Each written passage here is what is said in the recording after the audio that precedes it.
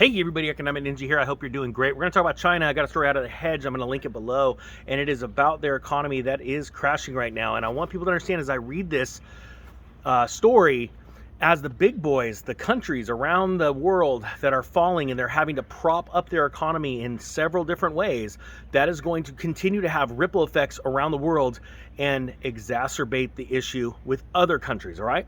It's entitled China Cuts Reserve Requirement Ratio by 25 basis points, Boost Economy with 70 billion in fresh liquidity. Fresh, because this has been going on for a little bit of time and it is going to get worse. It says, confirming recent rumors and media speculation late on Friday, after the close of markets, China's central bank announced it cut the amount of cash that banks must hold in reserve for a second time this year on Friday to shore up the coronavirus hit economy. A move which analysts said is not too late, but also that Beijing needs to roll out much more supportive policies to kickstart the contracting economy. Now, again, I want to reiterate the reason why they're having to cut that reserve ratio requirement by 25 basis points is because they're having liquidity issues. So that's very important to understand. People's Bank of China said the 25 basis or 25%, not 25%, 25% of 1 percentage point cut of the reserve ratio amount will take place on December 5th and inject around 500 billion yuan, which equates to 70 billion US dollars in long-term liquidity.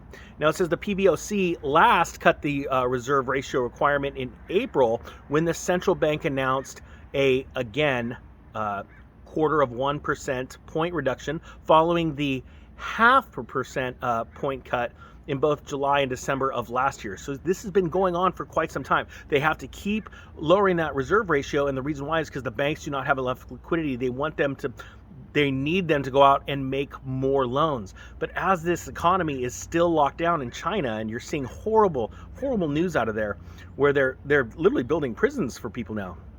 It's getting worse, it seems like. It's not getting better.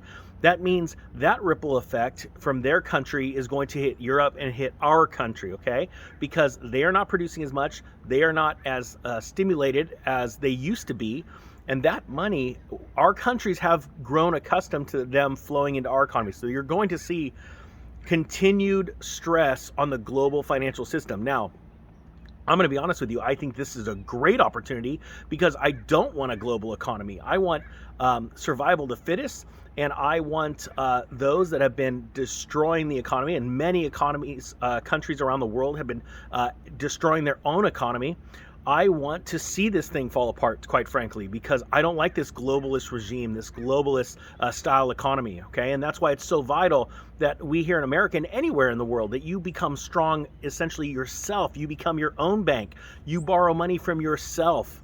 You don't require or need stimulus of your own to go and borrow other people's money to go and survive, right? There's nothing wrong with using other people's money and borrowing it and paying a good rate of return, interest rate, in order for you to buy cash flowing investments to grow wealth. I think that's great. But the problem is most people don't use debt that way. They use debt to make themselves look important in front of other people that they really don't even respect. They just want to impress other people and feel good about themselves by the kind of car that they drive or the clothes that they wear, and they're racking up credit card debt and auto debt and home debt, just to impress people.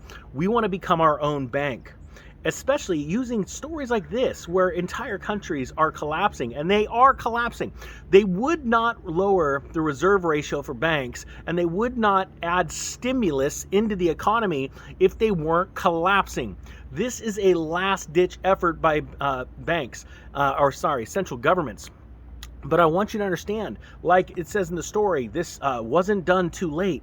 They're applauding this because they've been doing it little by little because they see the writing on the wall. The problem is here in America and in Europe, it will come too late. And you need to understand that. Our governments are so full of pride and they're so out there in your face saying everything's okay while they're liquidating their stuff or they're buying the right stocks as they vote. They know they can influence the price of the stocks they buy. They're telling you one thing and they're doing another. And that is so very vital that you understand that. And you should be afraid of that, okay? That should motivate you. Use that fear to motivate you to get out of debt, stop getting into new debt, hunker down and get ready for some real deals, because there is a plan for them to go and try and buy up all your assets. And I don't want you to be a part of that. And I believe that together we will become the greatest strength our economy, our country has ever seen. Because if we have the money, we have the say. Remember that. I'm going to say it again. If we, during this next crash, have the money, we have the say. Because we vote with our money, our spending.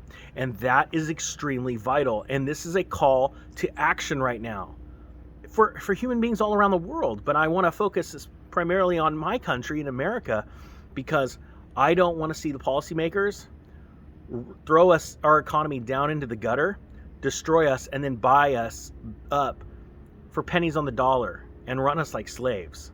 That's what's very, very important here. Guys, I'm going to link this story in the comment section, or sorry, in the description, so you can take a look at it. But please think about it this way. If we are prepared, we will not be scared, but if we are prepared, we can take our country back, because it's been destroyed by debt. All right, guys, the Economic Ninja is out.